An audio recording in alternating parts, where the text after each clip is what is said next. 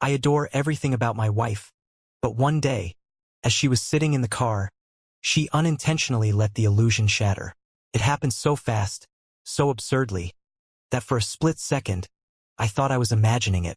I was in the passenger seat, adjusting the AC, and Madison was scrolling through her phone, completely relaxed. Then her thumb slipped. Not in a dramatic, cinematic way, just a tiny, thoughtless slip of the finger. But it was enough. Enough for me to see a message pop up. Just one. From a name I didn't recognize. Ethan. Can't stop thinking about last night. The words were there. Plain. Direct. Sitting right between us like an open wound. I didn't say anything at first. My mind was scrambling, flipping through mental files of every Ethan I could think of. Coworker? Client? Friend of a friend? No Ethan. And definitely not one who had a last night to think about with my wife. My pulse picked up. I glanced at her. She was still looking at her phone, but now she was typing. I didn't even need to read the message to know it wasn't the kind of reply a married woman should be sending another man. Something took over me. I didn't even realize I was moving until my hand shot out, grabbing the phone right out of her fingers. Who's Ethan? Madison jerked like I just splashed ice water on her. Her head snapped to me, eyes wide, lips slightly parted. And for a moment, just a fraction of a second, I saw it. That flicker of pure, unfiltered panic. Then, just as quickly, it was gone, replaced by something else. Annoyance. What the hell, Adam? Give me my phone. She reached for it, but I yanked it away. My heart was pounding now, hammering against my ribs, because I already knew, but I still wanted to hear her say it. Who is Ethan? I asked again, my voice dangerously steady. Madison let out a breath, rolling her eyes like I had just accused her of something stupid, like forgetting to take out the trash. Jesus, Adam, he's just a friend. Can you not be so damn dramatic? A friend who couldn't stop thinking about last night. I turned the phone so I could read the rest of the conversation. Madison lunged for it, but I dodged her easily, scanning the screen. My vision went blurry at the edges, rage tunneling my focus. Ethan, you look so good. I wish we had more time. Madison, me too. I miss you already. My stomach turned. A sick, twisting feeling clawed up my throat. She missed him already? Already? How long had it been? Hours? Less? Madison was talking, her voice sharp, defensive, but I couldn't process the words. All I could hear was a dull ringing in my ears. Then she did something that made my blood run ice cold. She laughed. Not a nervous laugh. Not an ashamed one. A mocking laugh. A "you're so fucking stupid" laugh. Oh my God, Adam. You're being insane right now. She snatched the phone from my hands, stuffing it into her lap. It's not what you think. Jesus, you're so paranoid lately. Paranoid. That was the word she chose. Not sorry. Not let me explain. Not I can fix this. I stared at her, barely recognizing the woman in front of me. Because in that moment it wasn't about Ethan anymore. It wasn't about the texts. It was about the way she looked at me. Like I was the problem. Like I was the idiot for catching her. And then, without breaking eye contact, she reached for the gear shift and slammed the car into drive. We're going home, she said, her voice clipped, final. I'm not doing this with you right now. And just like that, the conversation was over. Or at least that's what she thought. But I wasn't done. Not even close. The drive home was suffocating. The air in the car felt thick, heavy, like I was drowning in it. Madison kept her eyes on the road, her fingers gripping the steering wheel just a little too tight. Her jaw set in that stubborn way she always got when she thought she was winning an argument. Because that's what this was to her, an argument. Not a confession. Not an apology. Just another petty fight she planned to bulldoze through until I gave up. But I wasn't going to give up. Not this time. I stared at her, waiting for her to say something. Waiting for anything that resembled remorse, regret, guilt, hell, even a lie that wasn't so lazy. But she said nothing. Just turned on the radio like this was any other night. The audacity of it burned through me. Pull over. She ignored me. Madison. My voice came out steady, too calm for what I was feeling. I said pull over. She exhaled sharply, shaking her head. For what? So you can keep acting crazy? I told you. Pull Over. Maybe it was the way I said it. Maybe she realized I wasn't just going to let it go. Either way, she let out an exaggerated sigh and swerved into the nearest parking lot. A shitty gas station with flickering lights and a busted-up ice machine. The moment she threw the car into park, I was already unbuckling my seatbelt, turning to her fully. "Tell me the truth," she scoffed, running a hand through her hair. "I did tell you the truth. He's a friend." "Bullshit." I leaned in, my pulse pounding in my ears. "Do I look like an idiot to you?" She smirked, shaking her head. "You're acting like one." I clenched my jaw so hard it hurt. "Let me see the messages." "No." And just like that, I knew. Not that I didn't already, but there was something so damning about the way she said it. No hesitation, no fake confusion, no scrambling to cover her tracks. Just a flat, unwavering no. She wasn't even trying to convince me anymore. Something inside me snapped. "Are you fucking serious?" I let out a bitter laugh, shaking my head. "You're not even gonna pretend? You're just gonna sit there and look me in the eye and lie to me?" "I'm not lying." She rolled her eyes, crossing her arms over her chest like a bratty teenager caught sneaking out. "You're blowing this out of proportion." "Blowing what out of proportion?" I threw my hands up. "That you're talking to another guy behind my back? That you miss him already? That he can't stop thinking about last night?" She flinched, just slightly, but covered it up with a huff. "Jesus, Adam. It's not. Are you sleeping with him?" That got her. For the first time since this started, her expression shifted. Just a flicker of something, hesitation, guilt, maybe even fear. But it was there. She swallowed, glancing away, her fingers tapping against her knee. I waited, the silence stretching between us like a blade. Then finally, "You really want to do this here?" she muttered. I let out a sharp breath, shaking my head. "You're unbelievable. I haven't slept with him," she said, her voice suddenly softer, like she was trying to convince herself more than me. "It's not like that." I stared at her, deadpan. "You expect me to believe that?" She lifted her chin. "Yes." And that was it. That was the moment I saw her for what she really was. Not the woman I thought I knew. Not my wife. Not my best friend. Just a stranger sitting in the driver's seat, lying through her teeth, expecting me to swallow it like I always did. I opened the door and stepped out. "Where are you going?" "Home," I said. "But not with you." I slammed the door shut before she could say another word. I walked. I didn't know where the hell I was going. But I walked. The gas station was on the corner of some shitty, half-lit street, and the air was thick with that humid pre-storm tension. My fists were clenched so tight I could feel my nails biting into my palms, but I barely noticed. My mind was a mess. Flashes of those texts, Madison's blank stare, the way she had laughed when I confronted her. I heard the car door slam behind me. "Oh, for God's sake, Adam." Her voice was sharp, cutting through the night like a blade. "Are you seriously just gonna storm off like a child?" I didn't stop, didn't even look back. "Adam." Her footsteps slapped against the pavement as she ran after me, and a second later, she grabbed my arm. "Would you just stop for a second?" I yanked my arm away, spinning to face her. "Why? So you can lie to me some more?" She let out a frustrated groan, shoving a hand through her hair. "Oh my God, you're making this into some huge dramatic thing when it's not." I let out a hollow laugh, my chest rising and falling like I had just run a marathon. "Not a huge thing?" I stepped closer, lowering my voice. "You're screwing around with another guy behind my back, Madison." She flinched, just barely, but I caught it. Then, in a move so infuriatingly her, she rolled her eyes again. "Oh my God, Adam. I am not screwing around with anyone." "Really?" I crossed my arms. "Then tell me, what exactly happened last night?" She pressed her lips together, her gaze flicking away. I barked out a humorless laugh.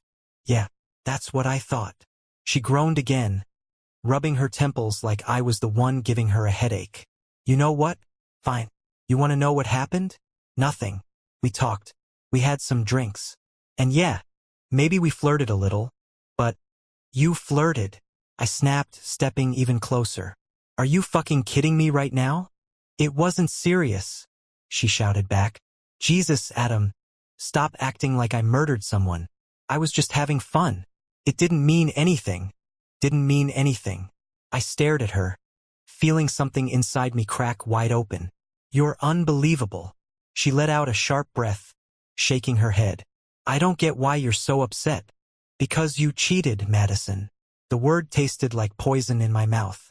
You cheated on me, and you don't even have the decency to admit it. Her lips parted, and for a second, just a second, I thought I saw something real, some sliver of guilt. But then, as fast as it appeared, it was gone, and she smiled. Not a sweet smile, not a guilty one, a condescending smile, a "you're so pathetic" smile.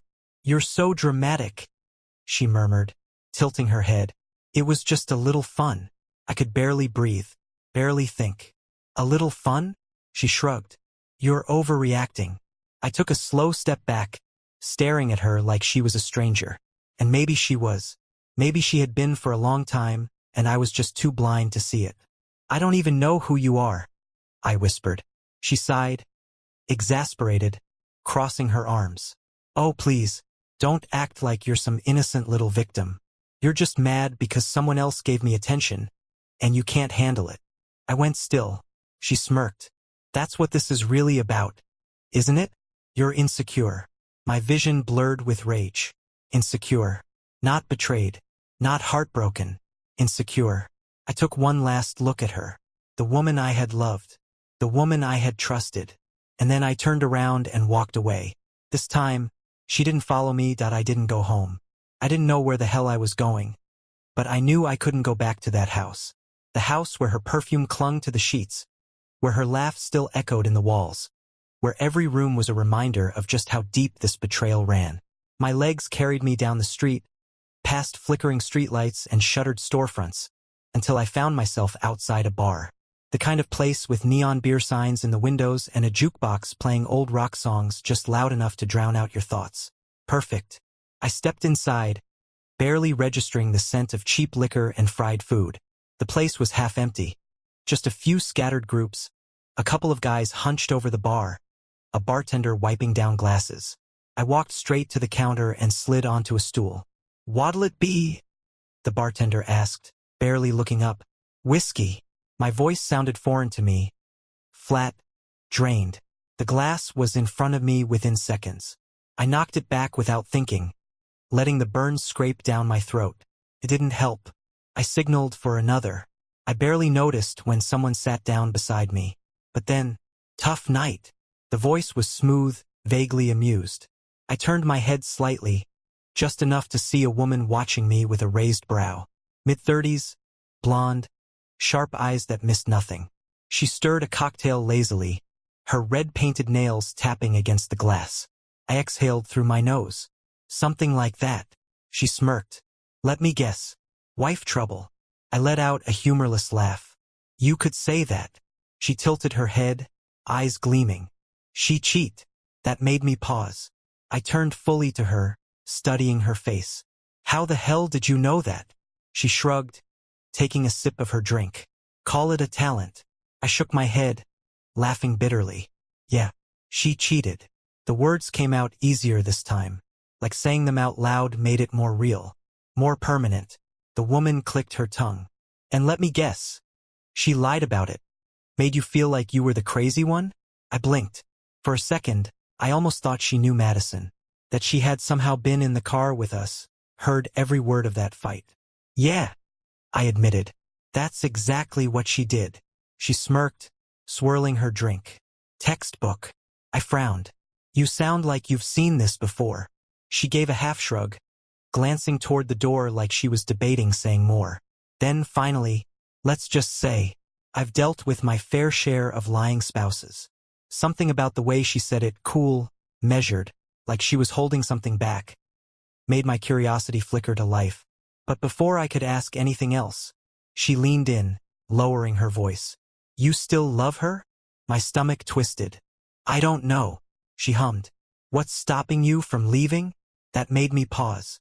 Not because I didn't know the answer, but because I did, and I hated it. I dragged a hand down my face. "I don't get it. Why do people do this? If you're not happy, if you want someone else, Why not just leave? The woman smiled, but it didn't reach her eyes. Because people like that? She leaned in just slightly, her voice dropping to something almost conspiratorial.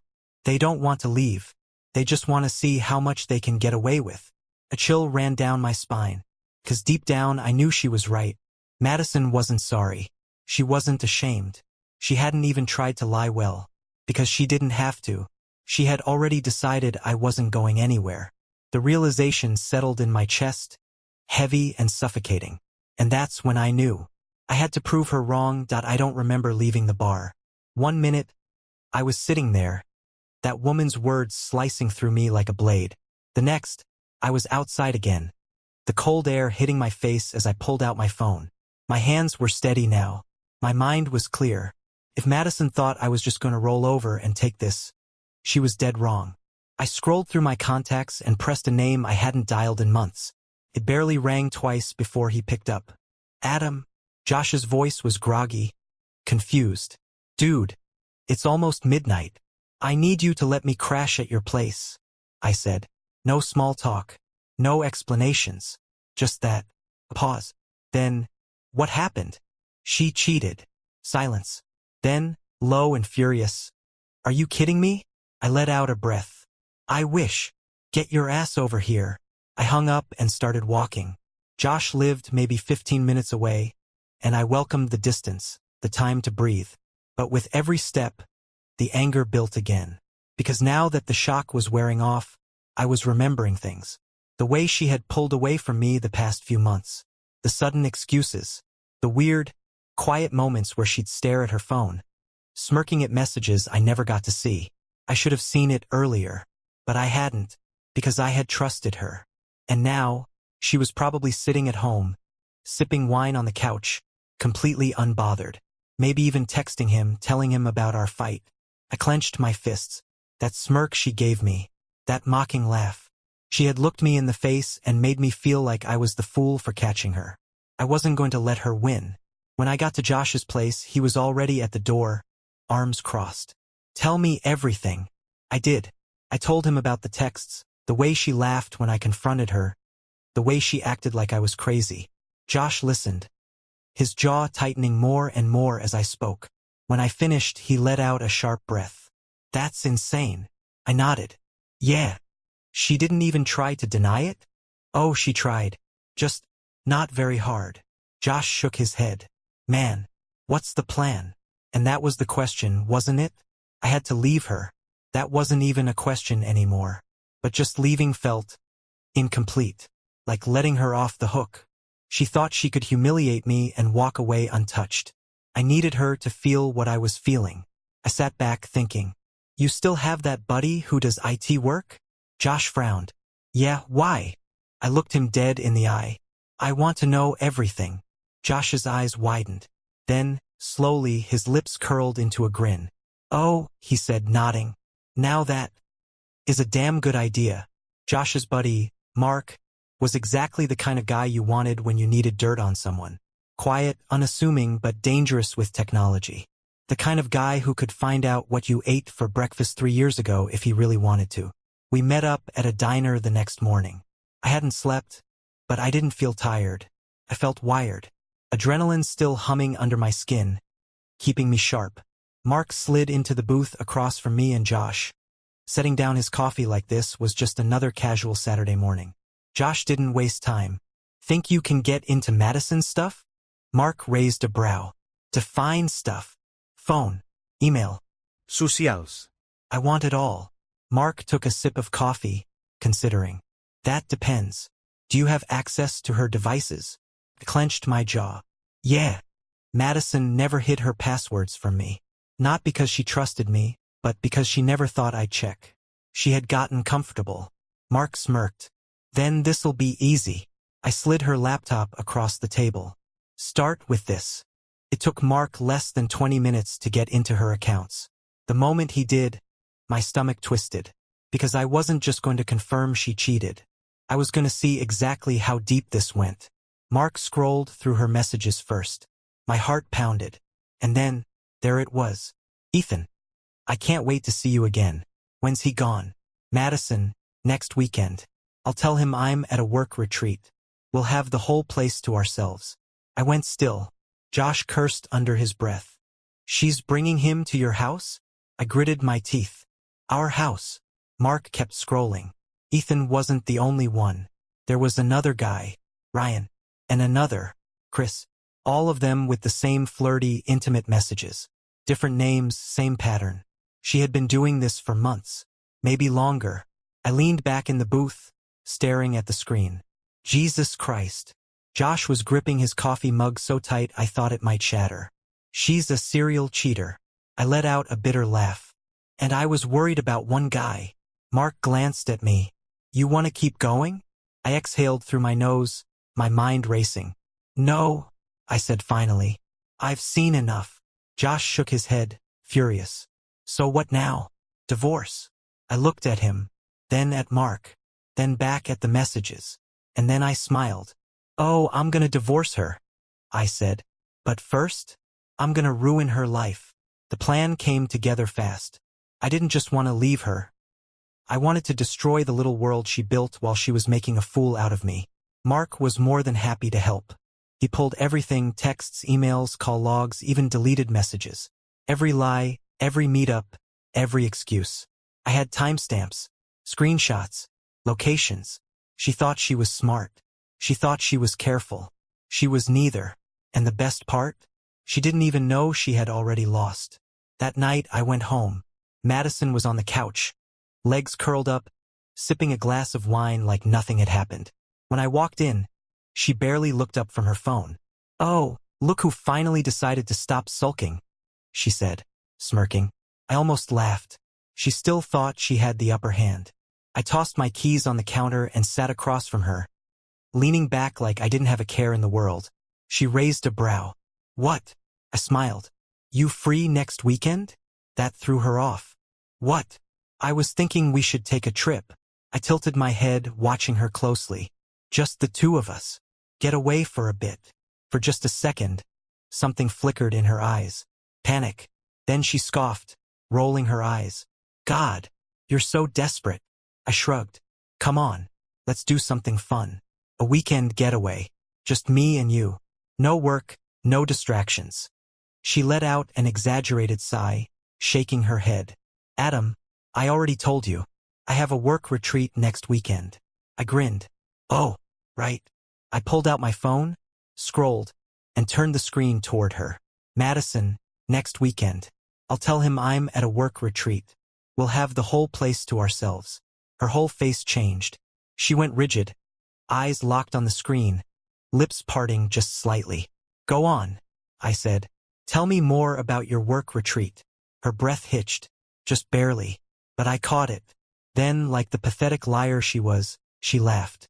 A high, forced sound, like she thought she could still talk her way out of this. Oh my God, Adam, are you spying on me now? I didn't stop smiling. Spying? No. Catching you? Yeah. She rolled her eyes, but there was something new in her expression now. Something tight. This is so stupid. I hummed, scrolling again. Which part? The fact that I know about Ethan? Or the fact that I know about Ryan and Chris too? Silence. Dead, suffocating silence. I watched her face closely. The way her fingers tightened around her wine glass. The way her jaw clenched. And then, suddenly, she threw the glass. It shattered against the wall, deep red streaks sliding down the paint like blood. I can't believe you went through my stuff, she screamed, jumping to her feet. I stayed seated, completely calm. I can't believe you're a cheating, lying piece of garbage. Her face twisted in fury. You had no right. I stood, cutting her off. No right? No right to find out my wife has been screwing multiple guys behind my back. I let out a sharp laugh. Are you hearing yourself right now? She scoffed, crossing her arms. You're so fucking dramatic. I shook my head, chuckling. You know what? Keep thinking that. I stepped closer, lowering my voice. Because I want you to feel safe, Madison. I want you to think you still have control. I leaned in, voice dropping even lower. Because when this all blows up in your face, I want to see the exact moment you realize you lost. And for the first time ever, Madison looked scared. She opened her mouth, then closed it. For the first time in our entire relationship, Madison had nothing to say. No sarcastic remark. No condescending smirk. No lazy lie to throw in my face. Just pure, unfiltered fear flickering behind her eyes. I wanted to savor it. I let the silence stretch, watching her process the reality of the situation. Watching her feel the weight of what was coming. Then, finally, she scoffed, crossing her arms over her chest like a spoiled child. So what? You found some texts. Big deal. I grinned. Oh, sweetheart, you have no idea. I didn't just find texts, I said, voice smooth. I found everything. Her nostrils flared. You're bluffing. I pulled out my phone, tapped the screen, and let the proof play. A recording, one of many. Ethan's voice, loud and clear. God, last night was amazing. I swear, if I have to hear about your husband one more time. Madison's voice, softer but unmistakable. Shut up. He has no idea. I hit pause. She froze. I tilted my head. Keep telling me I'm bluffing. Her lips parted, but no sound came out. I took a slow step forward. Here's the thing, Madison. I know every single guy you've been screwing behind my back. I know how long it's been going on. I know about the fake work trips, the sudden overtime, the girls' nights that never actually happened. I pulled another file onto the screen. A spreadsheet. Organized. Detailed. Chris, 4 times. Ethan, too many to count. Ryan. You barely lasted a month with him. I let out a low chuckle, shaking my head. You really thought you were untouchable, huh? Her face twisted with something wild. Something panicked. You're fucking crazy. No, Madison, I said softly, stepping even closer. I'm just done being your idiot. Her breathing was uneven now, her hands trembling slightly at her sides. But she still had that defiance in her eyes, like she thought she could claw her way out of this. Okay, she said suddenly, her voice forcibly steady. You got me. I screwed up. But we can fix this. I laughed. Actually laughed. Fix this. She nodded quickly, stepping toward me now, her whole posture shifting. The anger was gone, replaced by something calculated. Desperation. Adam, listen, she said, her voice dipping into that soft, sweet tone she always used when she wanted to manipulate me. We've been together for years. Are you really gonna throw all that away over this? I raised a brow. Oh, now it's this? Just a tiny mistake, right? She forced a small, pitiful smile. You know I love you. And there it was. The final play. The last, desperate attempt to keep control. I let out a slow breath, staring at her. Then I smiled. You love me, I repeated. She nodded quickly, eagerly. Of course. Cool. I pulled another document onto my phone. Then you'll love this. I turned the screen to her. Her face dropped. It was the divorce papers. Already drawn up. Already signed. Filed this morning. Her breath caught. What the hell is this? I grinned wider. Your freedom. She snatched the phone from my hand, scrolling frantically. You can't be serious. Oh, I'm very serious. I took the phone back, pocketing it. I don't need your signature, by the way. Infidelity clause covers that. Her mouth opened, then snapped shut. Her whole body went stiff, her brain struggling to catch up. I leaned in one last time, dropping my voice to a whisper. I hope Ethan has a spare room, I murmured. Because as of Monday, you're homeless. Her eyes went wide. And before you think about running to your boyfriends for help, I smirked. I already sent them everything. Every text, every call log, every dirty little secret. They all know about each other now. Her entire body locked up. She stumbled back, shaking her head. You didn't. I shrugged. Oh, but I did. And then finally, Madison broke. She screamed, shoving everything off the coffee table in one violent sweep. Glass shattered, papers flew, wine spilled onto the floor. But I was already walking away, because I won. She was still screaming when I walked upstairs. I could hear her pacing, hear the panicked breaths. The way she kept muttering no, no, no under her breath like she could somehow undo everything I had done. She couldn't. This was checkmate. I went into the bedroom, my bedroom now, and pulled a duffel bag from the closet. I didn't need much. Just enough to last me a few days while I figured out my next move. But this house? She was the one leaving. I could still hear her downstairs, her voice rising and falling in frantic bursts. Calling Ethan? Ryan? Chris? Probably. Trying to salvage whatever was left of her pathetic little empire. I let her. I packed my things, took my time, let her stew in the mess she created. Then, footsteps. Fast. A second later, she was in the doorway. Her face was wild red, blotchy.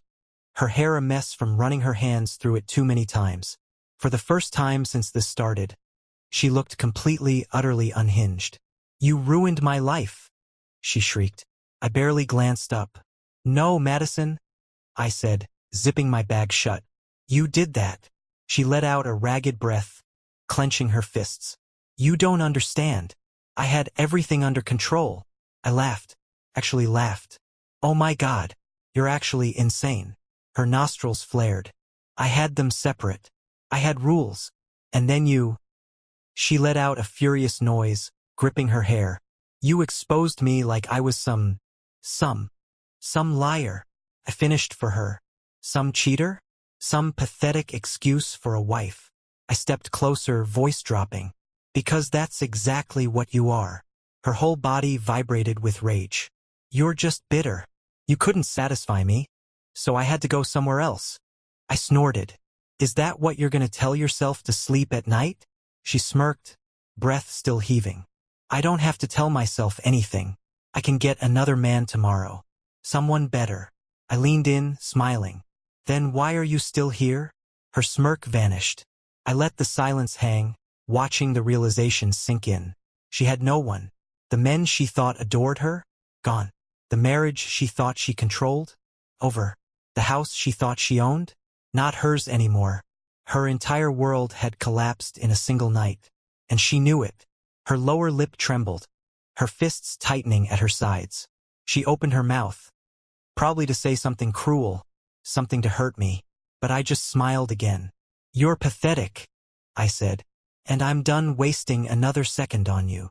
Then I grabbed my bag and walked out. She didn't follow me. The cold air hit my face the second I stepped outside. It felt different, cleaner, lighter, like I had just shed 1,000-pound weight off my shoulders. Because I had. I walked to my car, tossed my bag in the back seat, and slid behind the wheel. I expected to feel something, anger, regret, maybe even sadness. But all I felt was peace. Inside, Madison was probably still standing there, still trying to figure out how the hell her entire world had crumbled in less than 24 hours. I smirked. I had warned her. She had looked me in the face and laughed, had treated me like I was nothing, had assumed I was too weak, too pathetic to ever fight back. And now, she was alone. No lovers. No security. No backup plan. I started the car. My phone buzzed, but I didn't even need to look. I already knew who it was. Madison. Her last desperate attempt. I let it ring.